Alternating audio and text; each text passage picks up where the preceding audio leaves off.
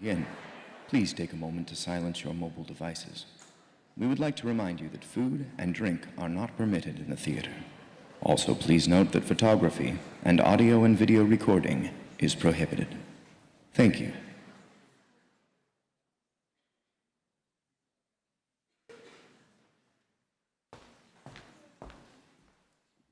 Hello, my name is John Glover. I'm the Director of Artistic Planning here at Kaufman Music Center, and I wanted to take a moment to welcome you to Merkin Hall, which is just one part of the incredible musical community that we have here at Kaufman Music Center. At Kaufman Center, we believe in transforming lives through music, and we do that by educating the musicians of tomorrow and by presenting the greatest musical artists on this stage every day. If you take a moment, you can look at the back of your program and you'll see a little bit of information about our Ecstatic Music series, which presents cutting-edge contemporary music that crosses all genres. We also have program books out in the lobby if you want to find out about all the series we do here, which range from Broadway to classical for the most intellectually curious audiences. We believe that music making is an act of community, of listening, and of dialogue, and for that reason I am so thrilled we have TimesTalks here tonight. Please welcome me and welcoming Michelle Gray from Times.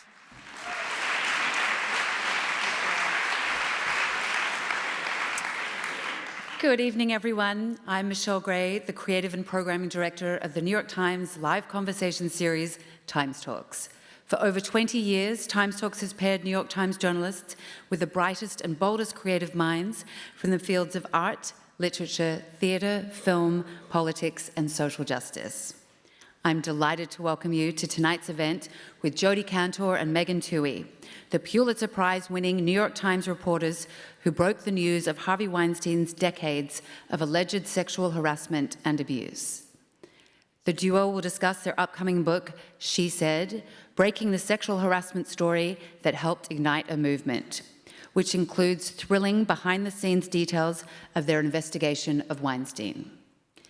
In the New York Times review of She Said, reporter Susan Faludi writes, "It turns out we did need to hear more about Weinstein.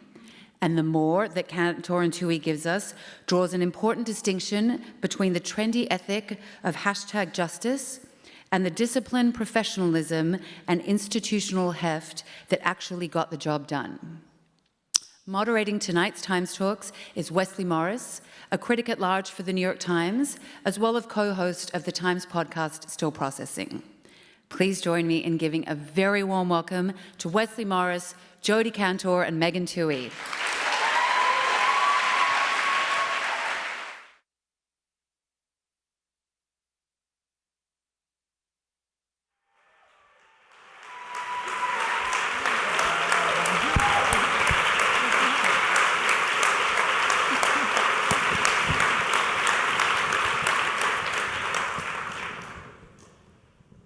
I didn't think I was going to start crying when I sat down.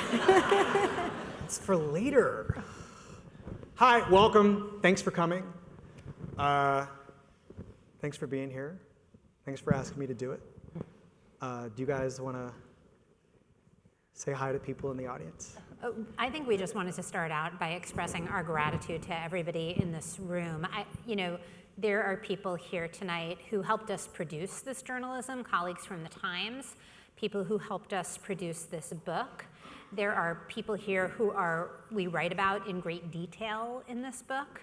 Our friends and family are here tonight, and also Times subscribers are here. And if you're a New York Times subscriber, you helped pay for the Harvey Weinstein investigation without knowing what you were even paying for.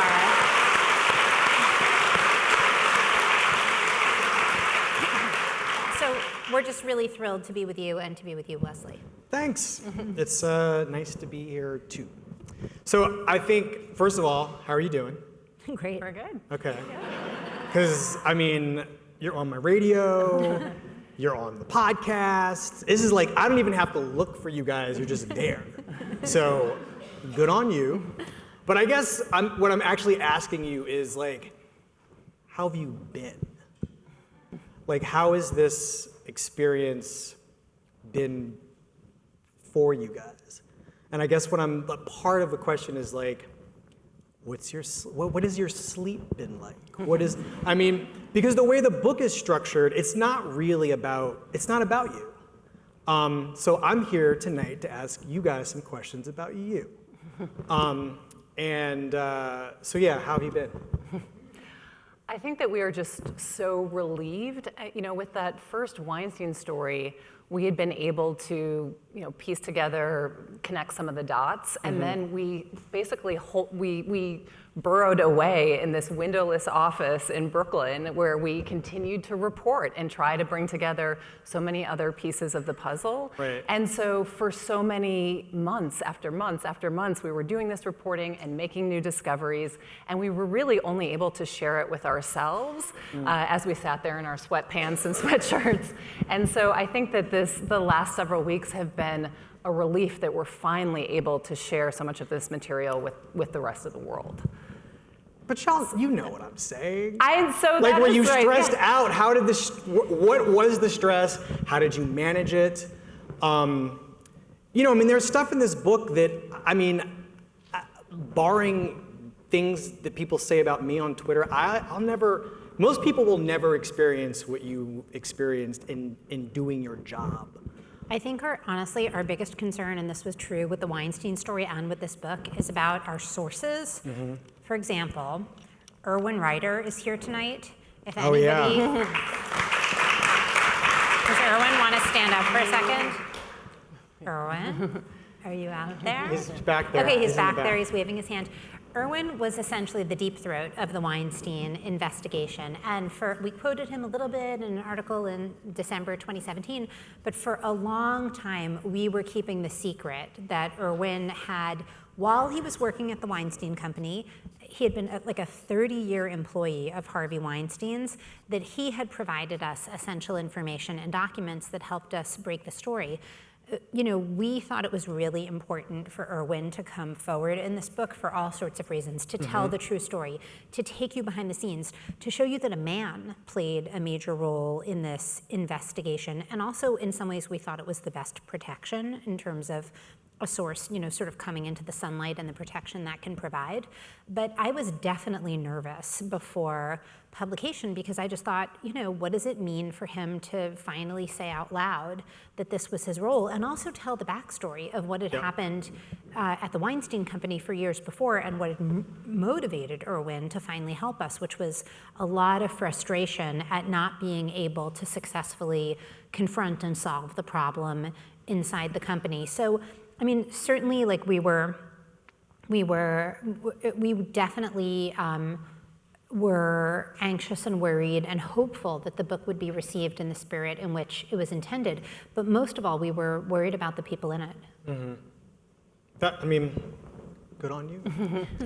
All right, so I have this is kind of a cheap question, but it's important because it's part of what makes the book so compelling, which is that you've essentially, in retelling how this story came to be, these stories, it kind of moves like a thriller in a way. And I'm curious about the choices that you guys made in terms of how to lay out the story. Now, maybe it's just the case that the retelling of how you did it is just naturally thrilling, or did you guys have an approach that you had in mind in terms of pulling it together? Well, I think that one of the things, as reporters, and certainly as investigative reporters, there's, you oftentimes will produce a story that involves a lot of drama that plays out on the pages of the paper. And we felt like that was the case with the Weinstein story. But there was so much drama that did unfold behind the scenes.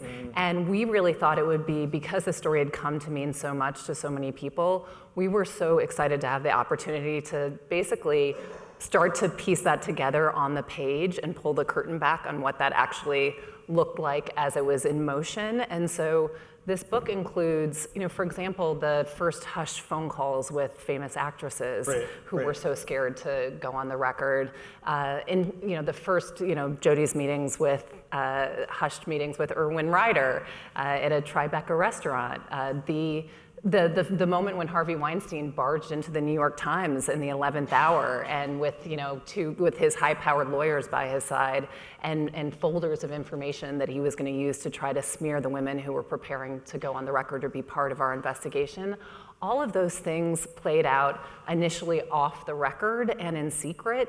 And so we knew that if we were able to start to piece those things together and bring them onto the record and oftentimes working in various ways, going back to the people who had been involved in those secret meetings and in those hushed conversations, and starting to move those secrets onto the page, that would inevitably, we thought that readers would really enjoy getting a chance to see that. And then beyond that, more structurally, we really felt like that there were themes that had started once we were able to start to connect more of the dots and bring together more pieces of the puzzle.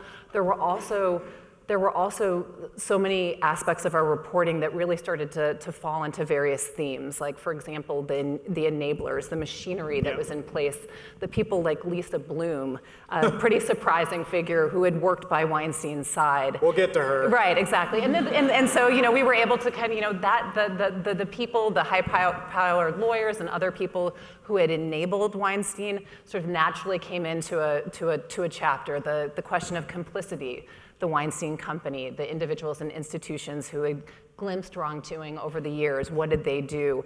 That they sort of lent themselves naturally into kind of thematic chapters that I think we felt were important in addition to just the drama. We wanted to make sure that there were some significant themes that readers were able to walk away with. There's also the newsroom element of the drama too, because I work with you guys. I don't know how you do your jobs. You're just two people I work with who I like a lot and I see in the building. We all nobody knows what anybody really does because everybody is just, right. It's computers. It's, I don't know. Was there anything about the investigation that surprised you? Well, that it was happening in front of my desk. Because the building used to be configured in a different way than it is now. And while you guys were, I remember where I was when the first story broke. I remember where I was when I got the news alert that reliving some of this stuff was really fascinating to me, because I remember where I was when I got the Hollywood Reporter tweet that the story was coming. Right. And I was like, The stories about the story that we were working on. Yeah. I remember where I was when I read the story the first time. I remember where I was at my desk and reading this. So in the way that some of this stuff is reported in the book, they had to be walking by my desk to go make your lives hard because of the way the building used to be set up. And I'm just like, whoa. There's all kinds of stuff that happens in that building you have no idea because it has nothing to do with you. But just to read this and just be, and y'all seem normal. You didn't seem stressed out or anything. This is why I don't have that job, because I would have cracked. But the point is that in all of this stuff happening during the period in which it happened, I learned a lot about the people that we work with. For instance, Rebecca Corbett. Who's also here tonight. I think we have to make her stand up. Rebecca Corbett, where are you?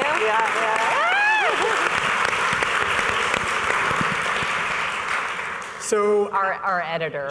Yes. And just the real-time thinking she is doing in some of these meetings involving David Boies and Harvey Weinstein, or just thinking about how to handle some of this stuff in real time and advising you, simultaneously giving you a sense of what else you guys needed to be doing, but also just having the presence of mind to remember simple things to remember to ask or not to do and have a strategy. Anyway, welcome to being an editor, I guess, but I don't know how, again, Rebecca's a person who is just, I see her, I'm friends with another person that she edits, and I don't know, it's just fascinating to watch Rebecca and Dean come to life, or Dean Baquet, the editor of the New York Times, to watch these people come to life and spring to action in a way that is probably a daily function of their jobs, but in this case seems extra heroic, even though it really is, I think both people would say they were just doing their jobs. But understanding the stakes of the work you guys were doing and supporting you the entire way. But were there moments where you just worried that, I mean, were there moments where you worried the institution was going to give up on you? Oh, no, the opposite, Okay. the opposite. And here's why. They were So going we to would keep get pushing these, you? Well, so first of all, so the work came out of the O'Reilly investigation, right? That Emily Steele and Michael Schmidt did. So, and that was the point after O'Reilly gets fired. Not because these women have made these allegations, because Fox has known about that for a long time, but because the New York Times has publicly aired these allegations and their kind of cover-up through settlements. That is when the editors, including Rebecca, asked this question that now seems quaint, but which was really important, which is, are there other powerful men in American life who have abused women and covered it up? And so that was the start of the investigation. And then what very quickly happened is that very early on in the investigation, we started to hear some really alarming stories from actresses, the kind of hotel room stories.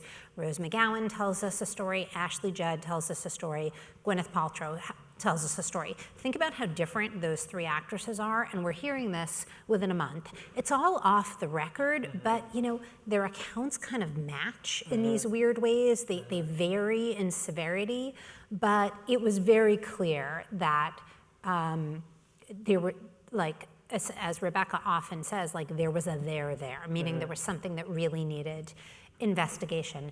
And so from that point onwards, I would say, on some days we would make these calls to like these very sort of cynical Hollywood executive sources, and they didn't say little lady, but they kind of implied little lady.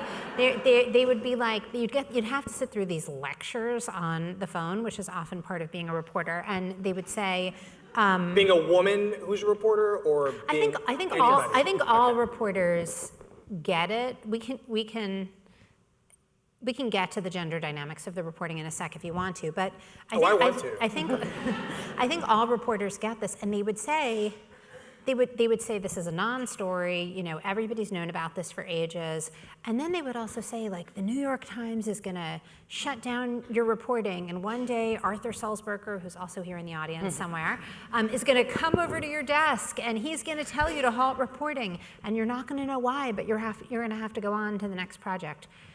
Little did these people know, and of course we weren't going to tell them on the phone, that basically the opposite was true, which is that if Rebecca so much as like saw us on a phone call that looked potentially interesting, she would be at our desk about 5 minutes after the phone call was ended to see what it was about, and especially because we had these early leads from actresses that this was very serious, the institution was totally devoted to us getting this story, really backed us in every possible way. And then what became so moving during the final showdown with Weinstein was the feeling of, like, you could almost physically feel the building rising behind us to its highest height to protect the vulnerable, to protect women, and to make sure that these stories were told.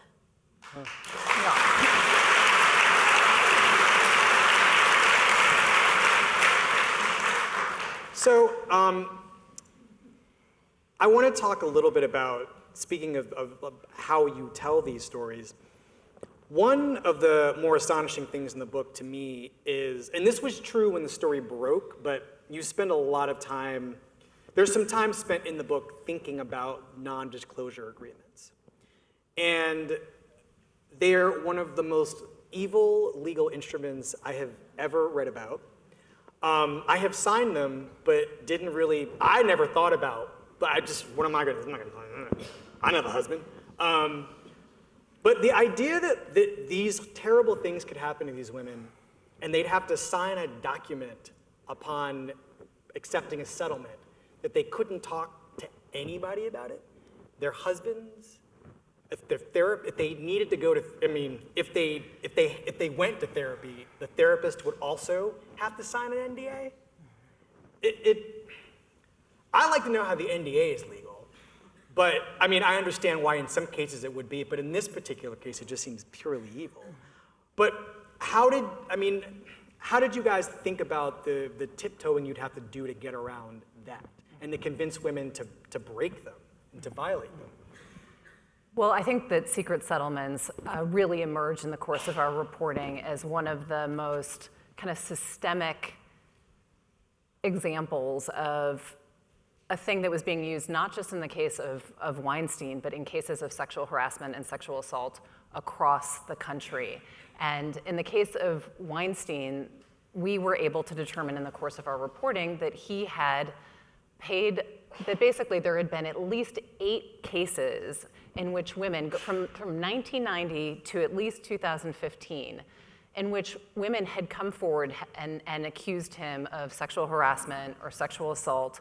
These women had turned to attorneys for help and had basically been told that the best option, and in some cases the only option, was to basically accept money in exchange for silence. And so this was, and you're right, it wasn't just a matter of money in exchange for silence. These restrictive clauses were jaw-dropping. And what was also interesting as we learned, and we wanted to learn more about them, not just because we knew that it was crucial to help expose the truth about Weinstein, but because we realized that they had been used as an instrument of hiding sexual harassment and sexual assault in industry after industry, and that they had allowed predators to go on, alleged predators to go on and hurt more women, that they had basically been a tool by which these people could cover their tracks. So as Jodi and I were starting to piece together our investigation and piece together allegations, time and time again, we were running into,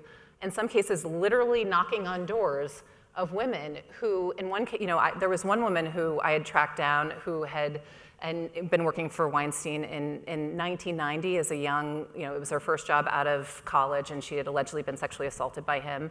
And when I found her and knocked on her door, she said, "I've been waiting for this knock on my door for 25 years, and yet she was legally prohibited from talking about what had happened." And so it's a great scene in the book. And we realized that we were going to have to overcome this hurdle in the course of our reporting, but also that it was really incumbent for us to show, and we tried to do it in our initial stories, and we went much more in depth in the book, was to show how these had been, in some cases, had basically, in some cases, become a public danger. And so it wasn't just the fact that there were these restrictive clauses.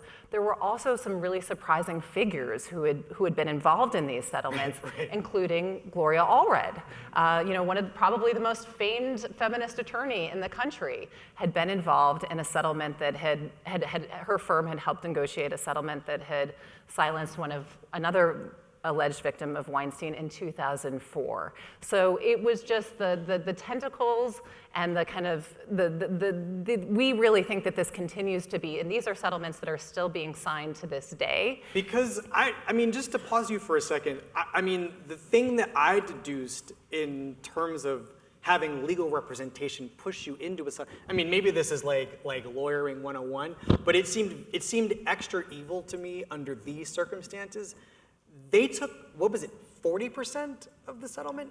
Well, in that case, yes. In that case, the woman who had been, and this was a woman, Ashley Mathau, who had been working as a backup dancer in one of Weinstein's films in Puerto Rico in 2004 when he shows up on set and badgers her into well, it's not a sequel to Dirty Dancing. Yeah.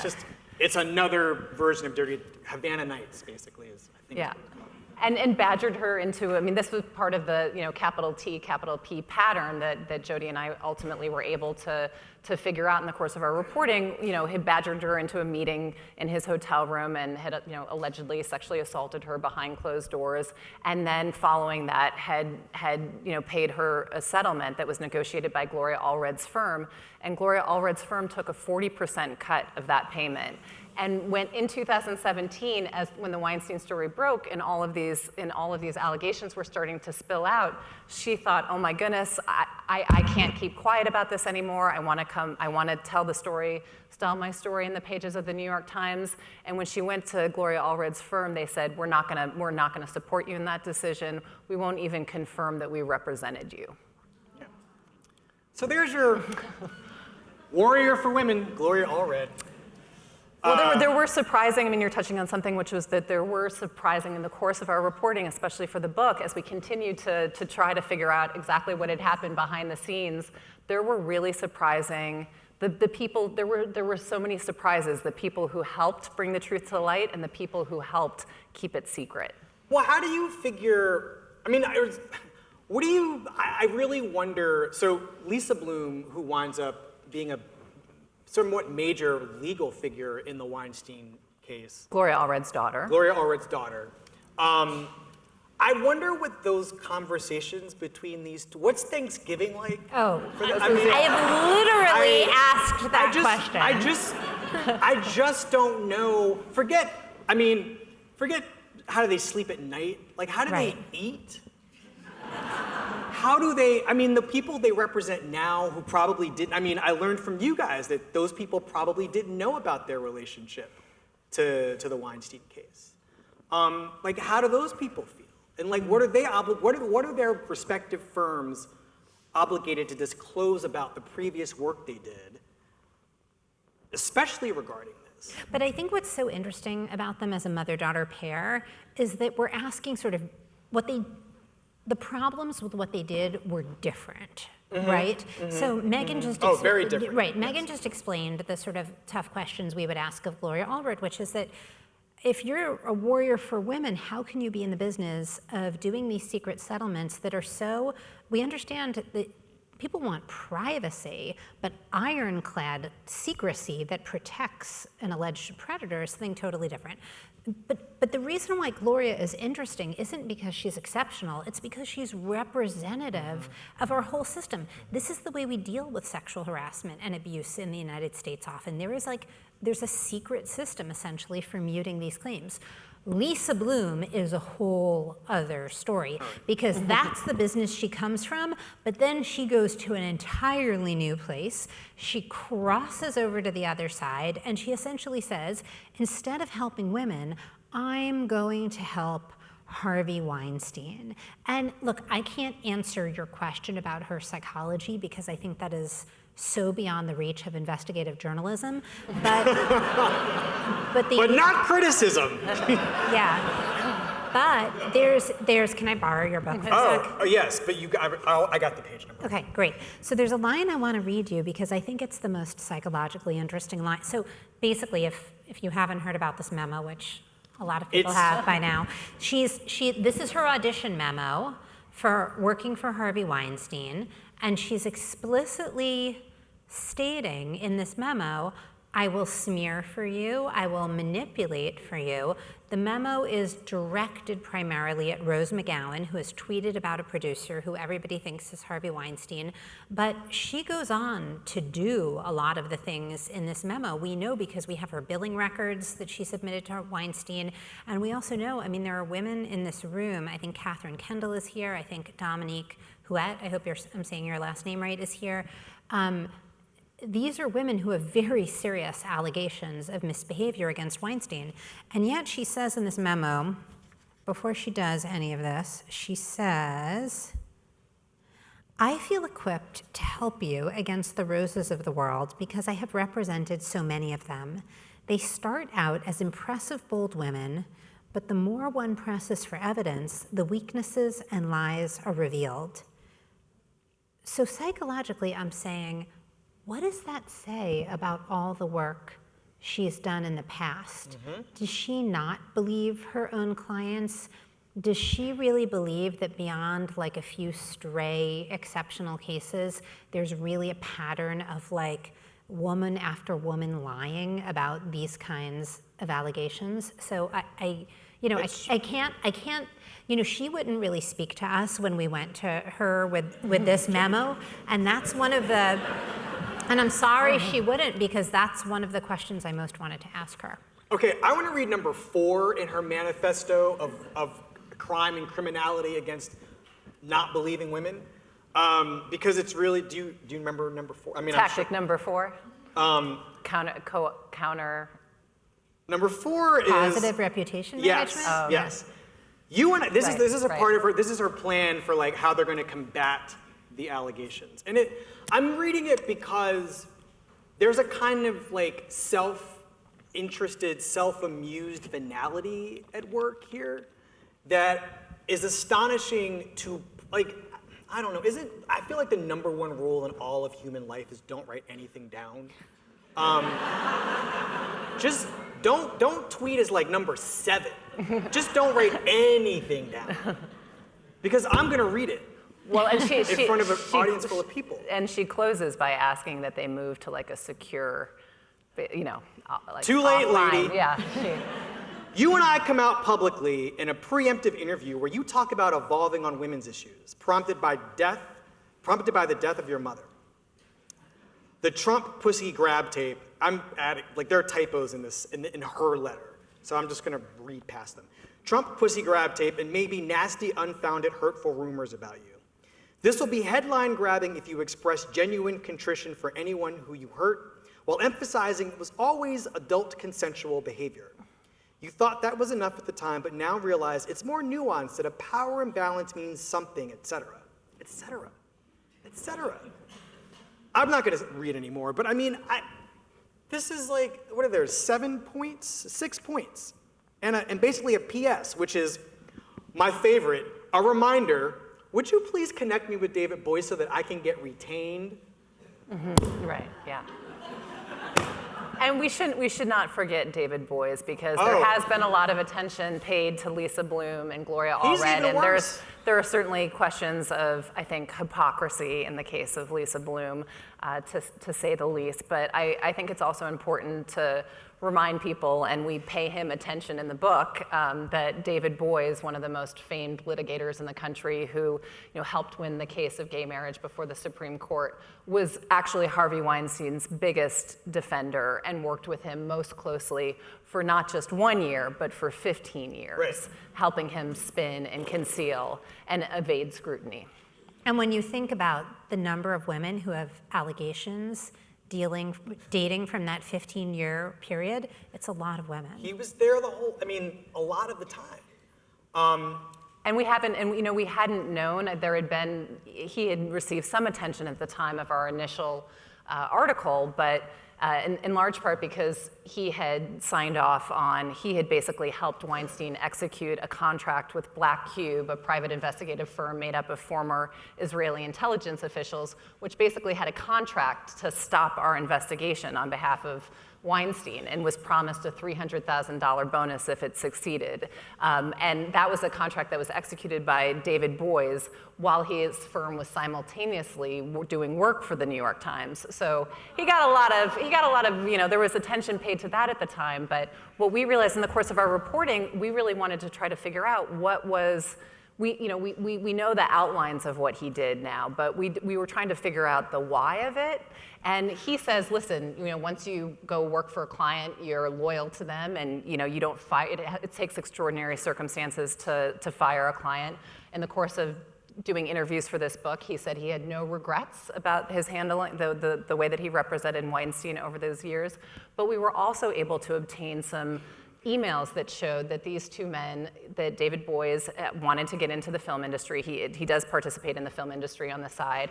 And so we also obtained these emails in which he and Weinstein were emailing about parts for David Boies' daughter in films. She was an aspiring actress. And so these are among the primary records Lisa that we Bloom, include. she was bragging about Weinstein turning her book into a movie, possibly. It's really, I will say that, I want to stick with the legal thing for a second, but just to say it, to sort of speak for a second about the power of, on the one hand, the entertainment industry in general, but specifically, a sort of old, sort of now dying power of the movies, to compromise people to do all kinds of things that they, I don't know what either of those lawyers would say they can't believe they did. But one of the way that it sort of warps your own idea of yourself, or has the power to. Some of it is the images that get produced, but some of it is the things that happen to result in those images being produced in the first place. I can remember when I used to go to Cannes every year and write about one of my favorite things to do is to go inside the Palais and watch on both opening and closing night, all the stars come in to the Palais. If you have a certain badge, they'll let you stand there and just like take notes, and nobody says anything. And a lot of the years, Harvey Weinstein would come in, and it was always one of the high points because the energy in the room would change. Even the security, the French security forces would change around this man's presence in a room. So, and you can feel it. And I went back and I read what I wrote, and a lot of it was just about, well, this is the part of the evening where Harvey Weinstein comes in and sort of bends the night to his will, or that part of the night to his will. He was charming. He was frequently flanked by people who were not his wife. He flirted. I mean, all of these things would happen like right in plain sight. So there's a power that he has that I can't imagine being on the sort of threatening end of. Because you can feel it when he doesn't even know you're in the room. I can't imagine what it's like to be on the receive, like when you're the only person in the room. It's what we live for. Right. It's like the reason we get up in the morning. Like we were trying very hard to be fair to him, by the way. So I think that was the real sort of complexity of facing off.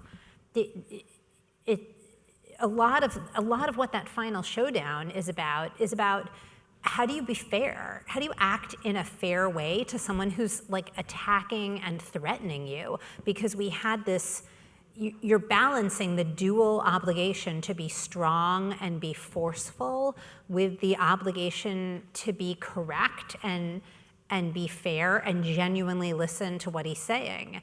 And he didn't make that easy because it was like impossible to get a straight answer out of him, even when we were sort of giving him a chance to speak.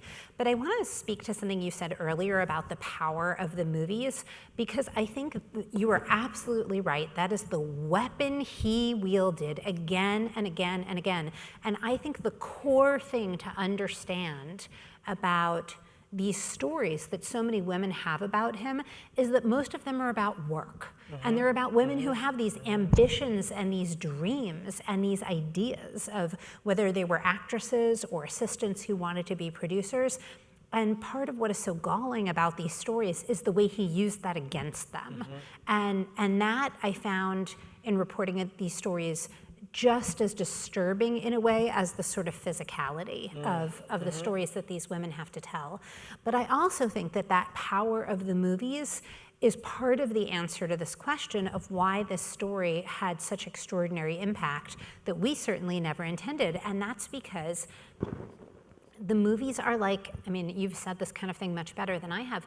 They are, they're our collective narrative. They belong to all of us. There's a sense in which we feel these women, belong to all of us. They're what we watch when we're young to learn about ideas of womanhood and femininity and how to behave, how to flirt, how to fall in love.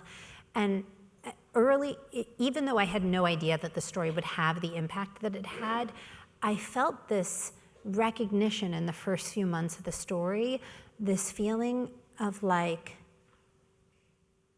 if these allegations are pointing the way I think they are, there is something so rotten at the heart of our pop culture, and so many of our memories, whether it's of something like Cannes or like watching the Academy Awards or these movies like Pulp Fiction and Shakespeare in Love that are so embedded in us, then the idea that there was this whole story we didn't know that happened behind the scenes of this thing we thought we understood was, I think, very powerful, like initially for the two of us in reporting, and then after the story broke for the world. I mean, in the weeks after we broke the story, actress after actress, and the year span, the initial timeline in our story was 25 years of allegations, and it expanded to 40 years of allegations.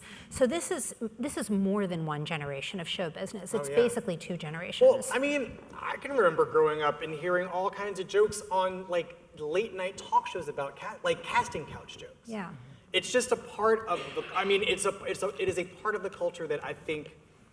We were trained to laugh at and ignore and find funny, or also shameful but not because the men were instituting the system, but the women were guilty for having like fallen for it or like given themselves over to it or like used it. And that's the shift that I think your reporting has like helped cause, right? The reframing of all the things that we used to say were normal. I mean, even Weinstein's defense for his own behavior was about like growing up in a culture where everything that I did to these women was perfectly acceptable. I wouldn't go that far, sir, but I think that it's an excuse that a lot of these men, most of these men have used. Well, the times were different. Yeah. It was okay to do half the things we're accused of having done to these women. We didn't do them, by the way, but if we did do it, it was culturally acceptable to do it once upon a time.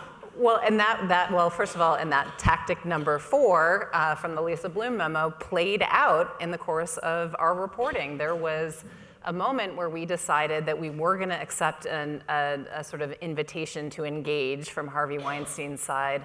Lanny Davis, another one of the high-profile lawyers / PR crisis people who was by his side, came into the New York Times for an interview that was on background that we are also able to bring onto the record and into the light in the pages of the book. And he kind of dangled, this was about a third of the way into the investigation, and at this point Weinstein knew what we were up to, knew that we were kind of on his trail, and he sends in Lanny Davis to the New York Times to this meeting, and Lanny dangled the prospect of Harvey saying, listen, I think he thought that it would be an exchange, that if they offered up Weinstein for an interview in which he said, listen, times have changed, and he's just one of many powerful men who have come to see the error of his ways, and that he didn't have a full understanding of power dynamics and how they came into his sexual activity over the years, that would be something that we would accept in exchange for stopping our investigation. And that obviously did not happen, but I think that there was a sense that they might be able to somehow be able to avoid deeper scrutiny if they threw us that, if they just threw us a bone. Well, another aspect of this book that I actually was surprised to discover in reading it is that the book is basically like 3 parts. There's the Weinstein part, there is the second section that involves Christine Blasey Ford, Dr. Christine Blasey Ford, and there's an epilogue. And I find that the second section is somewhat morally crucial and like structurally ingenious in some ways, because you basically sort of recreate that moment of the Kavanaugh hearings, but entirely from her perspective. And I mean, you said this to me backstage, but I'm just going to take what you said and say it back to you, which is that you, like, in focusing on her in the way that you do, you take this seemingly culturally and socially seismic moment that we all lived through and had feelings about, and you reduce it to its most human possible size.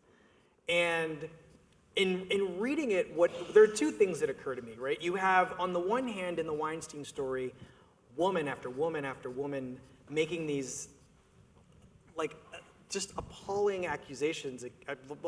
Accusations weren't appalling. Describing this horrible behavior enacted upon them by this horrible man. Conversely, in the second half of the book, it's 2 people. And it's behavior that happened before either of them was, like, developmentally or legally an adult. And her simultaneous certainty about the rightness of the things she brought herself to do in telling the story and to bringing it to her congressperson, with her, what you describe as just being a complete, like, lack of preparedness for the implications of having done it in some ways. But there's a part that there's a thing that really just moved me that you guys sort of say about having no more stories, her being the only person, and how that seemed to be important to her lawyers. And I can understand how if you're a certain kind of reporter, it's important to the story. But her response to that, basically, and this is how you write it, but she had worked hard to get in position and had deserved the chance to try. Why were the advisors so worried about the apparent lack of victims? Wasn't what happened to her enough? And I mean, how did you find her to be as a person in the middle of this, and also as a person? Well, so we interviewed her sort of we are constantly like passing a baton between one another. And I met her first. The day after the hearings, I met her briefly in the hotel where she was staying, the Watergate Hotel, the next morning. And I was struck, it's exactly what we wrote in the book, by how completely consistent she was with the person whose testimony we all remember. Like, she literally asked for caffeine, the first moment in the room. But on the other hand, she wasn't all lit up on that congressional testimony stage. And she just seemed like such a normal kind of California mom type with tousled blonde hair, and she was wearing flip-flops, and it was very clear that she wanted to try to get back to her normal life. And so I think that's when I first felt the sort of like just the human scale of this, and just feeling like, okay, this is one woman this story is all about this, what happens when an intimate story from your past turns out to have resonance beyond what you ever expect. And she's a particularly extreme example of that because, as you say, she was initially, before there were other allegations, just one woman. But then Megan ended up having a much deeper and longer series of interviews with her. Yeah, so there was we knew her testifying took place over the course of us writing this book, continuing to report out and write this book. And we knew that we didn't want to stop with the Weinstein story, that in some way the moment in which we had finally been able to publish our first Weinstein article felt climactic in one way, and we knew that it had helped ignite the MeToo movement that had followed. But we also knew that following year, as it was playing out, was really interesting and really complex, and that we wanted to figure out how to bring that to life in the course of our book. And so we had, luckily been able to we had a little bit of inside access to Ford as she was, when she finally arrived in Washington to testify. And a couple months after that, I flew out to California and met with her, obtained the first interview with her after the hearing, and it was the beginning of dozens of hours of conversations. And as we realized, I think that everybody watched the testimony that day and came away with strong feelings. Some people thought she was the hero of the Me Too movement. Some people thought she was a villain, a total vehicle for the backlash. And once we were able to start to, over the course of these many hours of interviews, not just of her, but also of the team that had worked with her, once we were able to piece together the behind-the-scenes story of her private path to testifying in Washington, we realized it was so much more complicated than either side knew, and that it also really encompassed so many of the complicated questions that had started to swirl around and play out over the course of the Me Too movement taking off in earnest. So we really felt an obligation as journalists to push through that year and to try to bring it to life on the pages. And we really found that through her case, we were able to, and we hope that readers are also able to, wrestle with those complicated questions. I mean, how do you think we did before your book came out? Because I don't know that I think that part of the thing that made her situation so captivating was it involved things that most people go through on a dated, like you go to a party, maybe there are people drinking there. And I think the idea that this woman, the thing that was fascinating to me was the idea that this woman could have been being an ideological prop or pawn in some larger sort of partisan exercise. So basically, what we see in our reporting is that there are 3 questions about Me Too that are totally unresolved. One is, what's the scope of behavior under scrutiny? Are we only talking about sort of classic serious allegations of sexual assault and sexual harassment? Or are we also talking about, bad dates, verbal abuse, et cetera, et cetera? And in that question number 1 about what's under scrutiny, I think time is under question too. How far back do we go? Are we talking about incidents that happened when people were teenagers many years ago? Then question number 2 is, how do we get to the bottom of what happened? What are the tools, whether in journalism or outside of journalism? How do we ascertain what really happened? And then number 3 is, what does accountability look like? It's easy to say that there should be accountability, but it's much harder to assign. And so we found that the Kavanaugh hearings, and particularly Blasey Ford's case, involved all 3 of those questions, right? Should this behavior be under scrutiny? How the heck is everybody going to figure out what really happened all these years ago? Should this even be, under discussion when somebody is being nominated to be a Supreme Court justice?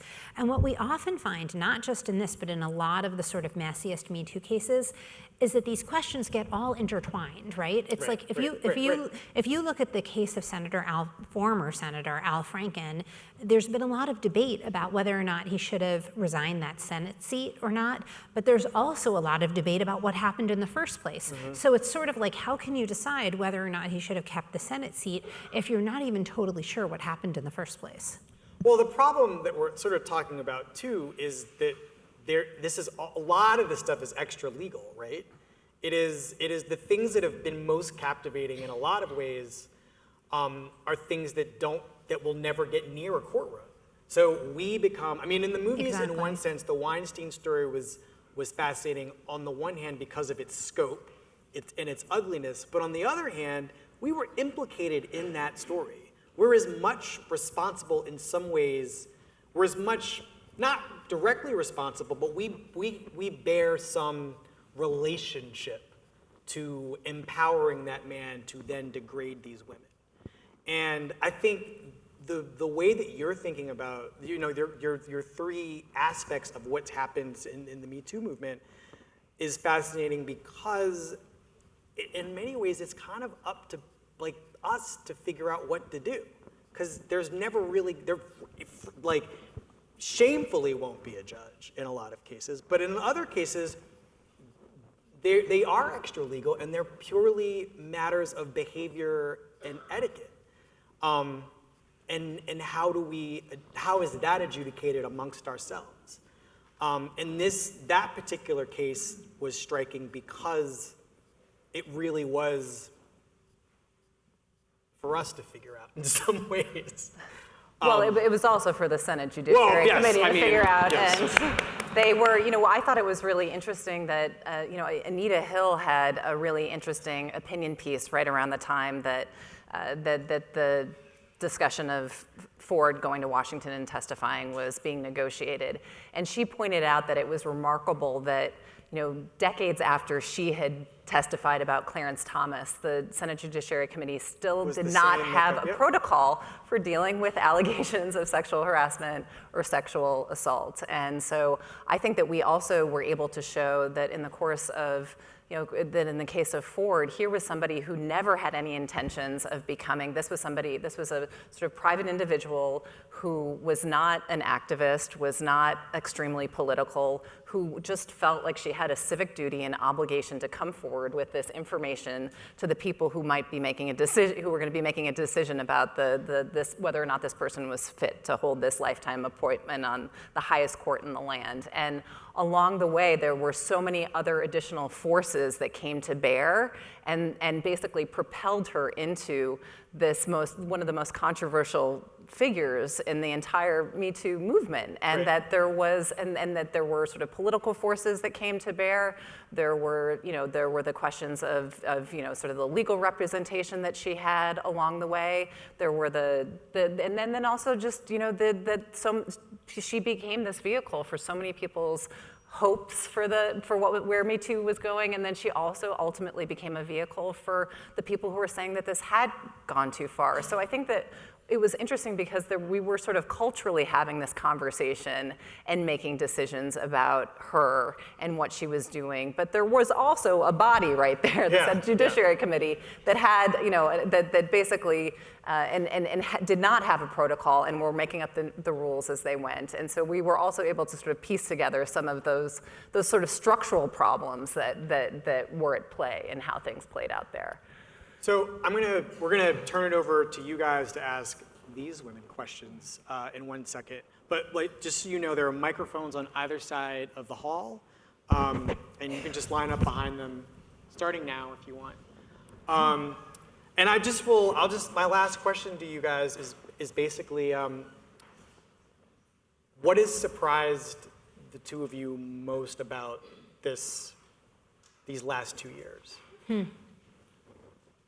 I think that question of who helped and who hindered, if you would have told me, I mean, look, none of us would have believed any of this. I think who in this room would have believed anything about the way everything has played out in this story and its implications. But I think especially if you look at the story we tell here and you see, especially with the Weinstein story, who ended up on which side, I think it shows us how little we know about the public faces versus the private faces. The fact that somebody like Lisa Bloom did what she did, but the fact that Gwyneth Paltrow was actually kind of a secret source for us who was very helpful with the investigation. We never would have expected that. The fact that Irwin helped us as much as he did. Linda Fairstein is, she's probably the most famous sex crimes prosecutor of all time. She was also somebody who crossed a line, who went to work for Weinstein. So I think that's been a series of consistent and very humbling surprises because it shows us how little we know. You made reference to the very end of the book, which was the last piece of reporting that we did. Which was a pretty unusual group interview that we conducted at the very end earlier this year in California. We brought together, this fall will mark the 3-year anniversary of the Access Hollywood tape and some of the women who came forward with allegations against Trump.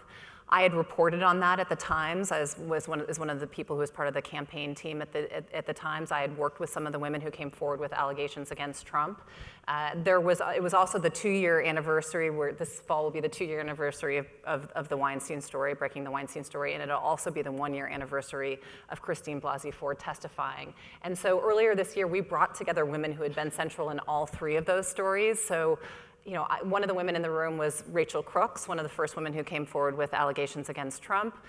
There were, Gwyneth Paltrow, Laura Madden, other women who had gone on the record with allegations against Weinstein, and there was, and Christine Blasey Ford, all in the same room having a conversation about what it had meant for them. Yeah, with a woman named Kim Lawson, who is a McDonald's worker who's been involved in the battle of sexual harassment in that company. And if you had told me in 2016, when I was reporting on Rachel Crooks as she was coming forward with an allegation against Trump, that 2.5 years later we'd be in a room with all these figures, given everything that had happened, I would not have believed it. What wouldn't you have believed, though? I just wouldn't have believed that all of these various stories would have played out and helped trigger the social change that we've all experienced. That it would have, I will confess that I was feeling, and I think some of the women who came forward with allegations against Trump felt really battered coming out of that coverage in 2016, and to have worked on those stories and then to have helped help cover Trump's election. I would not have believed that within a matter of years we would have seen all these other powerful figures held to account. So, questions? Who's ready for a question? I am. Hi.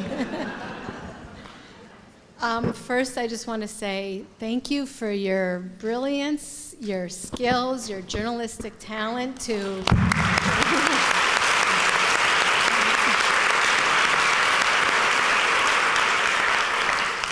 give up so much of yourselves to bring these stories to us and to everyone else.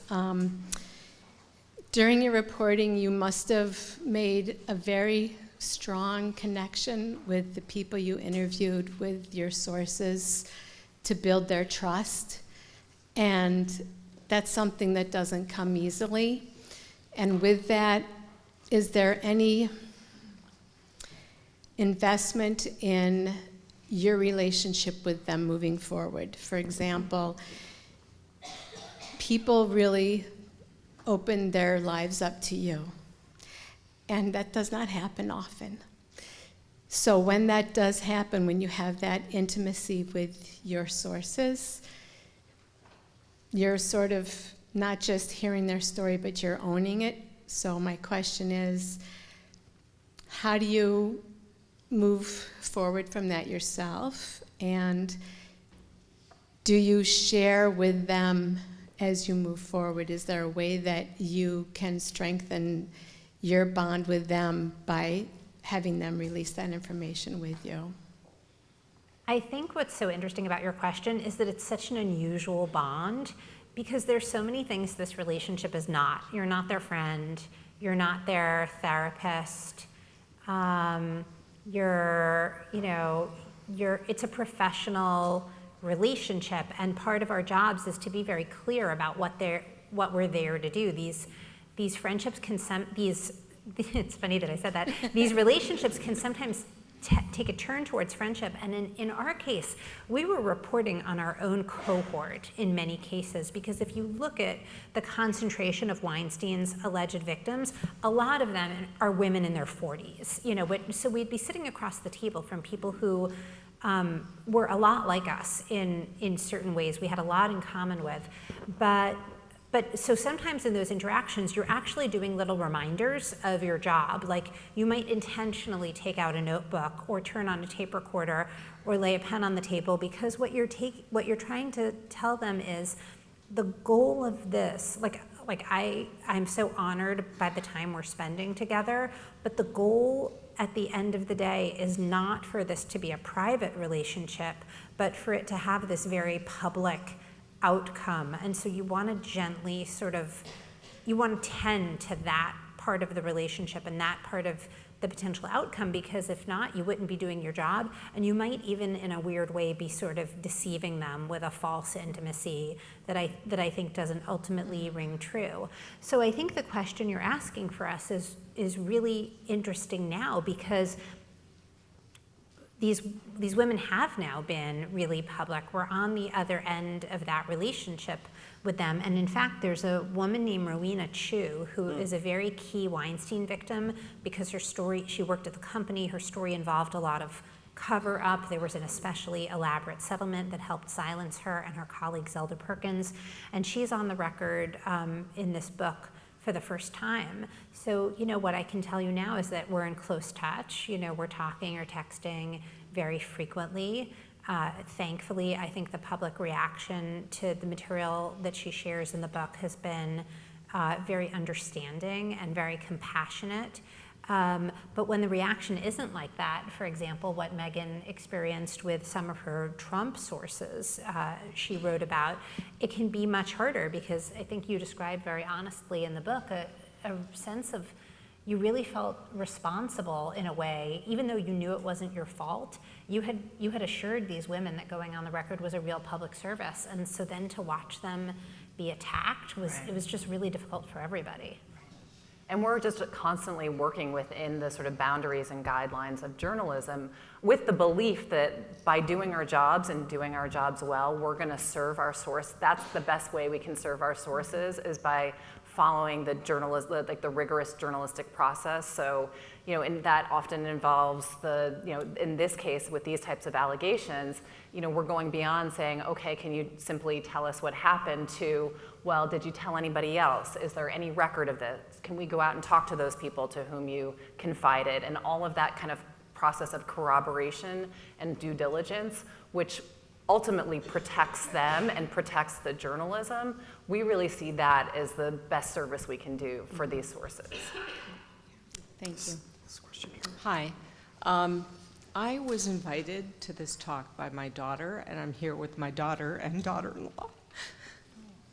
And ever since you broke the story, countless times I've said, thank God they will never have to go through this.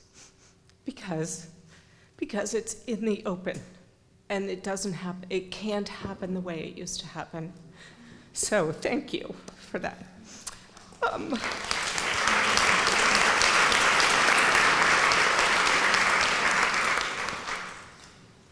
But I wonder how we institutionalize this. How do we keep it open? How do we keep the light on? I think we will, but how do we start to institutionalize new behavior? And how do we start to make sure that this isn't ever going to happen again, that this can't go any further, that people will get the justice they deserve? I know it's not your to answer, but it's like, okay, now what? Now what? Well, we're so glad that that's the question that you have, and we hope that the readers of this book will be walking away with those questions, because you're right, there's also, as journalists, when we're talking about the guidelines and boundaries in which we work, like, we also are not advocates, and we're not supposed to get up on stage and say our opinions. Right. I mean, what we believe is that you can't solve a problem that you can't see. And right. So as journalists, we have felt that it's our duty, and we felt this, we feel this every day walking into the New York Times, and we felt it every day that we were working on this book, which did start to feel more and more urgent and more important to us as we went, as the past 2 years played out.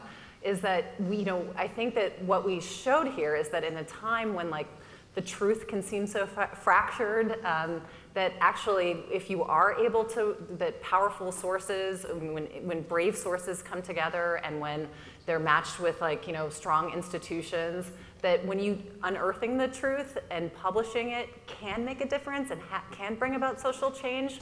But journalism can't step in and do the job of other institutions. We can't step in and do the job of government.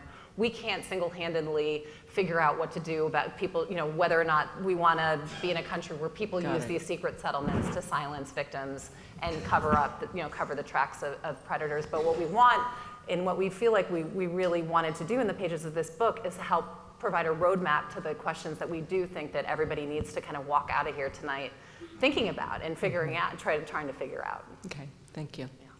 I also think that somebody might have a plan for that too. You,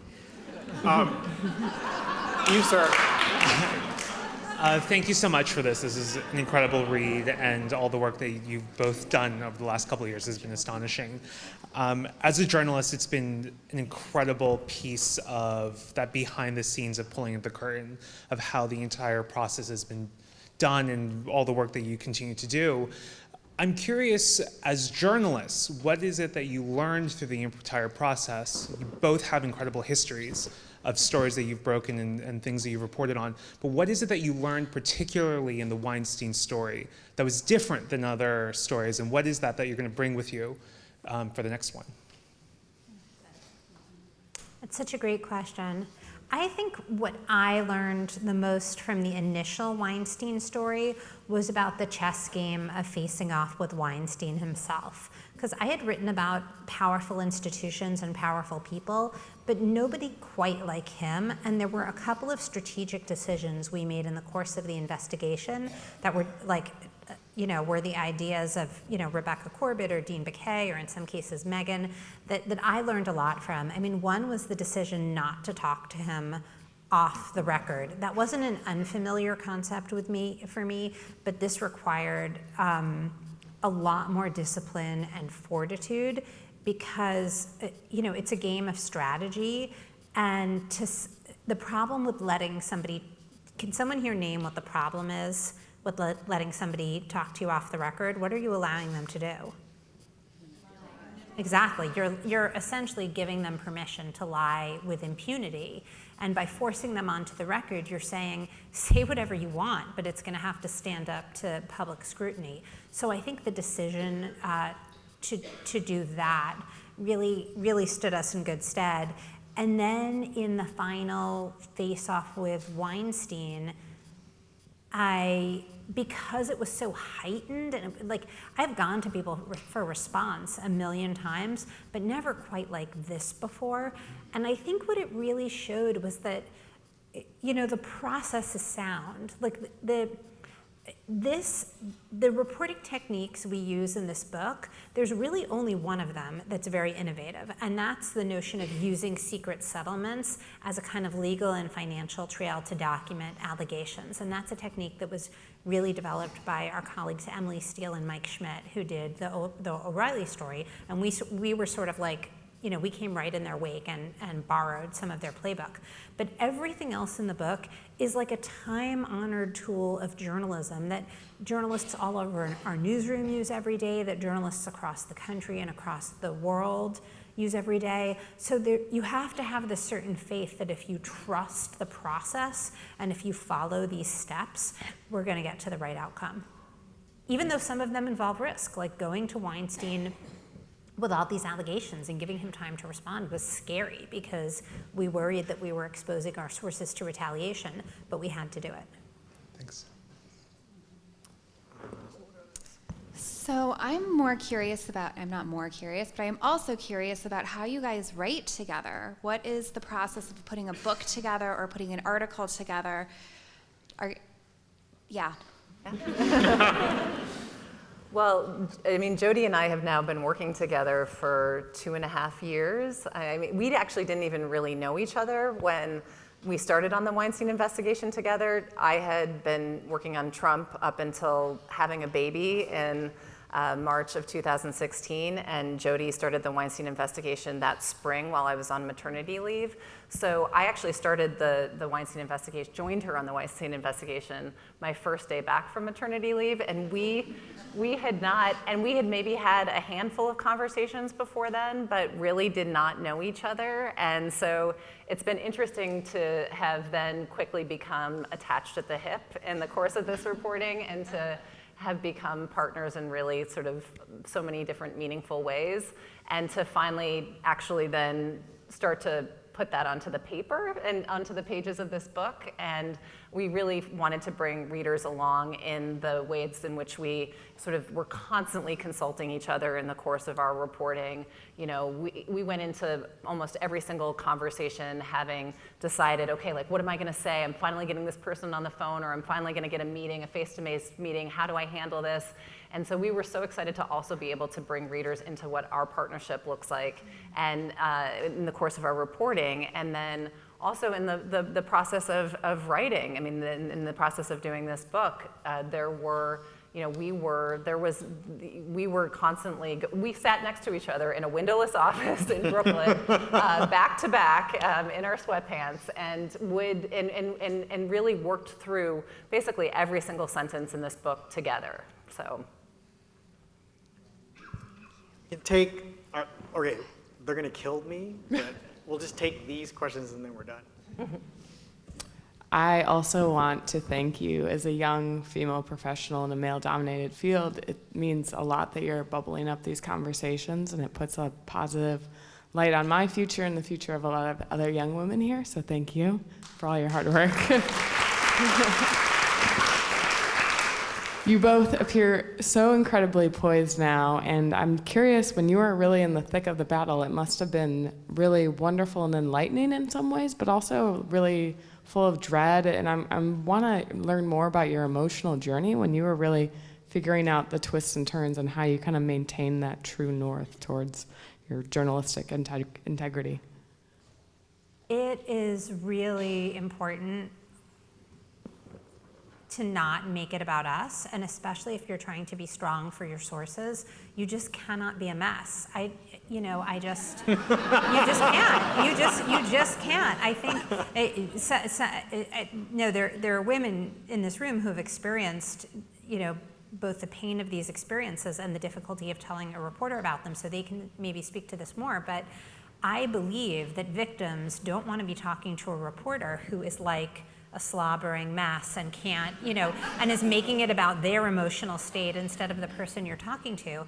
I think that victims want to feel that they're in secure, experienced hands and in the hands of reporters who really know how to do these stories. So it's very important to, I think in the moment and in the course of interviewing, you really do want to keep your cool And also you're listening to the stories a little bit clinically. And what I mean is that, of course, I mean, we were moved by their emotional power again and again, and writing them in this book was in some ways a very emotional experience. But it's your job to listen for certain things, right? And a lot of clues, because part of what you're looking for is evidence. And so even as you're listening to a really terrible story, you're retaining the physical details. You're thinking, here's the next question I have to ask. You know, you're thinking, like, what year was this? What contemporaneous evidence, you know, was there a police report? Was there a report to another person that I could get my hands on? So it's very much, like, I think it must be similar to when, you know, a doctor is doing difficult surgery, because that doctor can't go into, like, the, you know, in a way, like the full human drama that is involved in that surgery. You've got to be very focused on doing your job. But we definitely had our moments, and you have a great story about doing an interview, I think, in Chicago and not reacting in the moment, but kind of reacting afterwards. Yeah, I mean, there's no question that we still have, I mean, even with all of the professionalism that you bring to your interactions with sources and certainly your subject, you know, you're never gonna, we certainly weren't gonna let Weinstein think that he was rattling us in any way. So, but you know, that doesn't mean that there aren't moments in time, especially doing this type of coverage where you know, where of course, like you can't not let it sort of seep in and like move you in a really emotional way. I remember Jodi's talking about one moment, and I was doing sort of coverage of sex crimes even years ago in Chicago, and I was collecting the stories of women who had been, there was a doctor in Chicago who had been raping his patients, and the police were ignoring those patients, and the medical regulators weren't doing anything, and I'd slowly been able to locate those women and start to piece together what had happened and how they'd been totally failed by the system. And I think it was, you know, my third interview in, there was a moment where I had been able to keep it together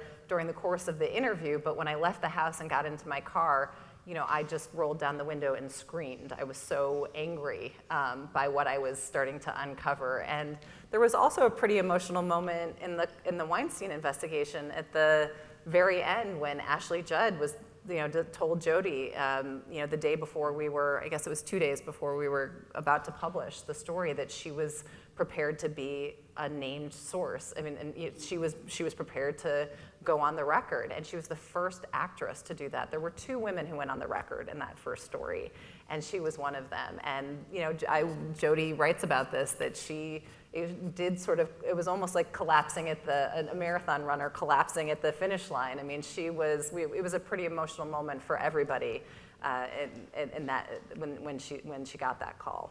Yeah. Thank you. Yeah. Hi, Jodi. Your dad encouraged me to come up, and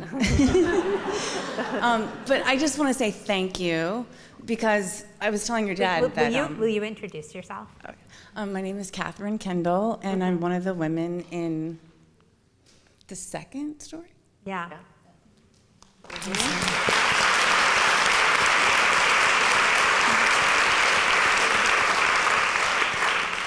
But I was telling your dad that, like, to me, I had been told most of my adult life that this wasn't a story, and there was nothing I was ever gonna do.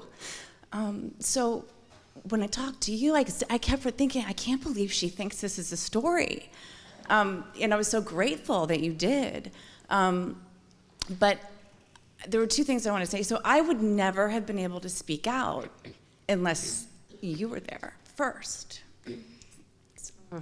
So it shows the importance of your work as a journalist, because it somehow validates us. And you sort of reaching out your hand and saying, you know, it's okay. Sorry, I'm so emotional. Yeah. God, I didn't think I would get emotional. Okay. So the second thing I wanted to say is that I remember talking to you and thinking, how come I trust her? Mm-hmm. But I did. And I felt like that you had a reverence for my story. And you weren't like picking for details or guiding me in a direction, but I could tell that it was sacred to you. And I've been interviewed now by a lot of other journalists, and sometimes I felt like they weren't so trauma-informed or ethical. And I wondered if you had any tips about, about how to go about interviewing someone who has been through a trauma, or maybe is talking about something that's really difficult to talk about publicly, especially. Well, I mean, thank you for saying that. I'm glad you thought so. Nobody teaches you, I mean, the people who teach you in journalism to some degree about how to talk to people are your sources. And when you're a young reporter, you have conversations that go well and conversations where you feel you could have done much better. And having a conversation that you feel could have gone much better is like a pretty humiliating experience, because you can feel very embarrassed in front of the other person that you didn't carry it off well. And so, I don't know if there's an easy tip sheet, but again, I think it's the thing that just a lot of reporters try to do. I mean, first of all, you and I spoke over the phone for the first time, but Megan and I greatly prefer to meet people in person to talk about these things. It's just much better. I mean, you did, but like, I don't know if I would go on the record about an experience like this with a reporter I hadn't met in person. So that's one thing. The second thing is to just listen and give people time. I mean, ideally, it doesn't feel transactional, even though of course it is on some level. You don't want to make another human being feel that you're just like after their story, like there's something of yours that I just want to collect. I think probably the most delicate part is finding the right way to encourage people to go on the record. And I mean, I do remember in that conversation with Ashley Judd, it was really important not to beg. It was like, I didn't think that was gonna work. And of course, part of me felt like, please, please, please, please, please, please, please. But that wasn't gonna work. The thing I had to do was show her the strength of the story. I think you have to think, as a journalist, you have to think about someone in your position. What is, even when I didn't know you, like, what does someone in your position want? They want to be part of a strong, well-researched story. They want to feel that it's not going to be, embarrassing or tabloidy or tawdry. And I think when it comes to sexual harassment and sexual assault, you have to be careful, because these things can sometimes be written about in a way that's overly prurient. I think that's another thing we gave some women the choice about. I mean, when you're writing about an allegation of sexual abuse, you as a journalist, just in the sheer interviewing, really do need to hear like every terrible detail. It's really important, but you don't need to write every terrible detail. It doesn't have to be a 3,000 word description of a sex crime in order to be effective. So I think being in dialogue about that, and also one rule we both have, which again is a very common thing in journalism, is that we have basically a no surprises rule. And for anybody we write about, but really especially anybody who's in a vulnerable position, we want you to know that we're going to be as transparent as possible about the process. And we're going to share with you right before publication pretty much everything that's going to go into the newspaper, because you shouldn't be sitting at your computer like hitting refresh wondering what we're going to say about you. You should know ahead of time, and if you have any objections or concerns, or certainly factual issues, you have to be able to raise those ahead of time. Okay, thank you. So thank you. Thank you.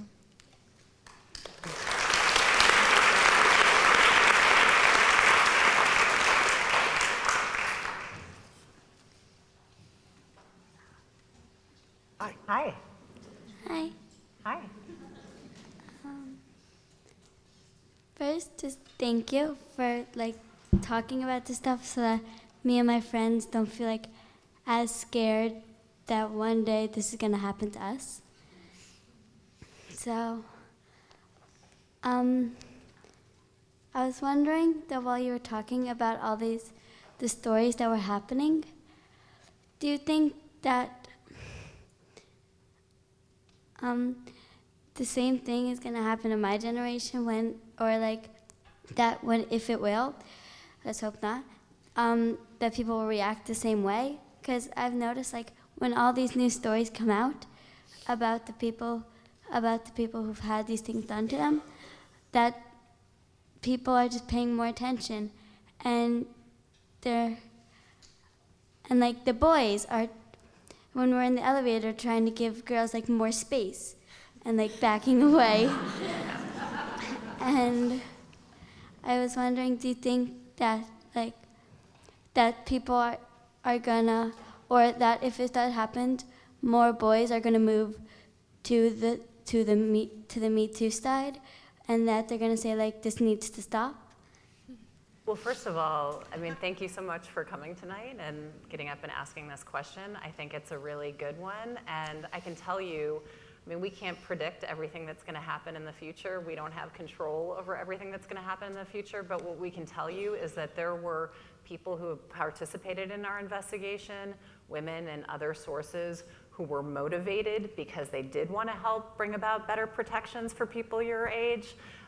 Laura Madden was the other woman who went on the record in our first story, and she was somebody who had worked, she wasn't a famous actress, she was somebody who had worked as a young woman in one of Weinstein's companies when he allegedly preyed on her.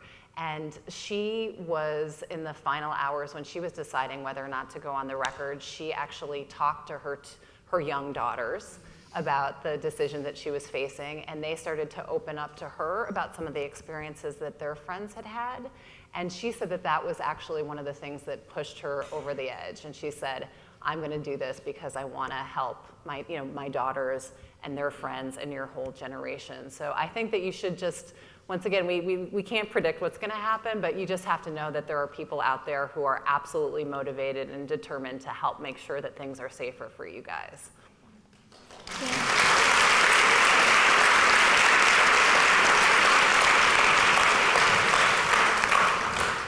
Last two questions.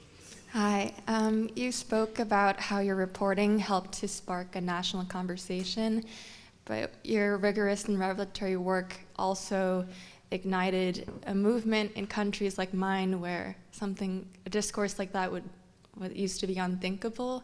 So I first wanted to thank you for that, and I just wanted to ask when the both of you felt the enormity of your work. I'm sure you didn't predict the ripple effect that your reporting would have had. When did you perceive that? How did you grapple with it and then persist in your reporting afterwards? See, now I just want to ask you questions. I was going to ask what country. Yeah, where would you mind telling us where you're from? I'm from South Korea. And wow. And what changes did you perceive in South Korea? People speaking up against people, politicians, celebrities. It's just been on and on. It's been like a dam has broken, and I can pinpoint to your reporting as a starting point. It was epoch making. Well, thank you for saying that. I mean, we feel, first of all, that we cannot take too much of the credit. We're very proud of the role we played, but I think the kind of change you're talking about has so many authors. I mean, everybody from Tarana Burke, who founded the Me Too movement, to all of the pioneering legal thinkers and feminist scholars who worked on these issues, to, I bet you could name right now, forces in South Korea that helped, sort of prepare, and trigger this moment. So we're such a small part of that ultimately. But I think, honestly, it's just in hearing you talk that I can even begin to perceive it all, because we would talk about this a lot and talk about it with Rebecca, especially in the fall of 2017. It was impossible to really feel. It was too big. It was too astonishing. It involved too many far away places in the world where we've never reported, and it was.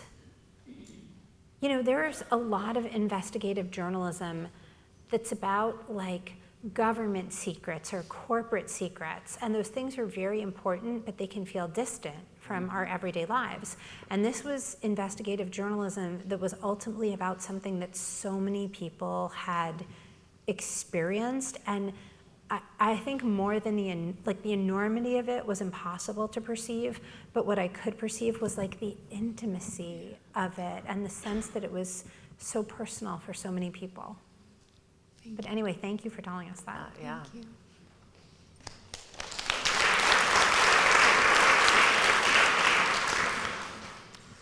Hi, I'm very upset with the lack of any mention of agents and reps and other actresses and other models helping each other to prevent this.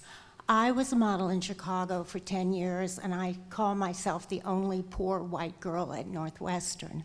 I was putting myself through college, and there was a lot of work at Playboy magazine. And I said, how can I, have this career, and how can I earn as much money as I can without my face showing, because that would kill your modeling career if you did nude shots with your face showing.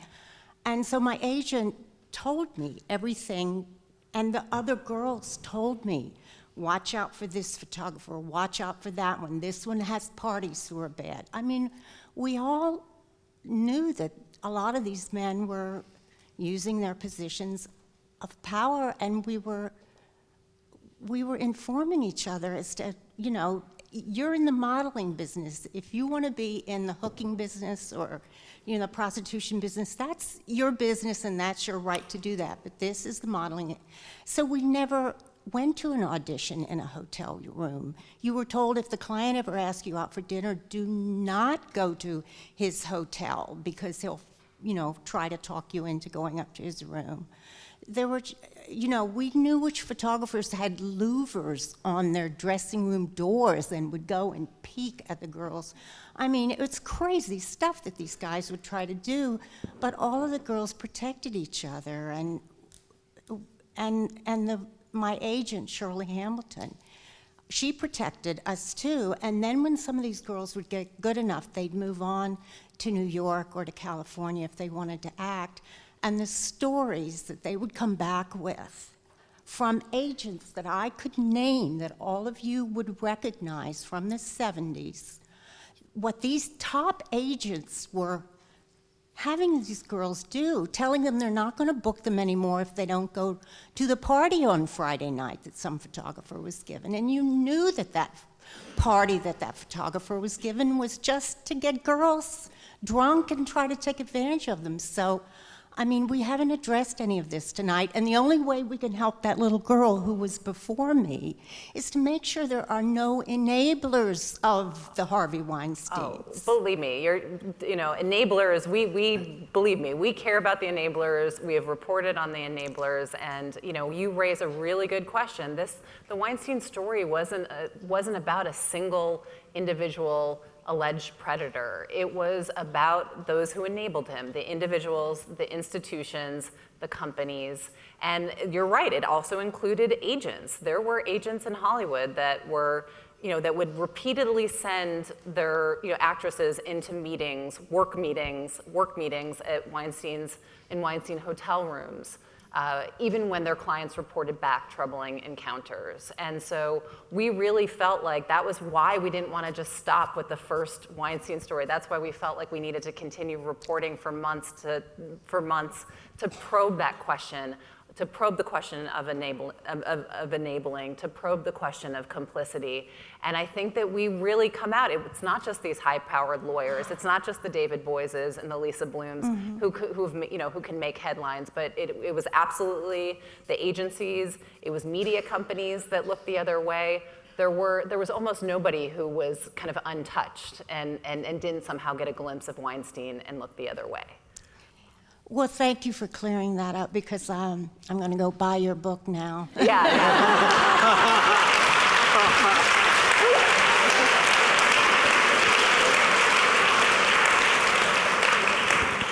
Jodi Kantor, Megan Twohey. Leslie Morris. Thanks for coming, everybody. Thank you so much.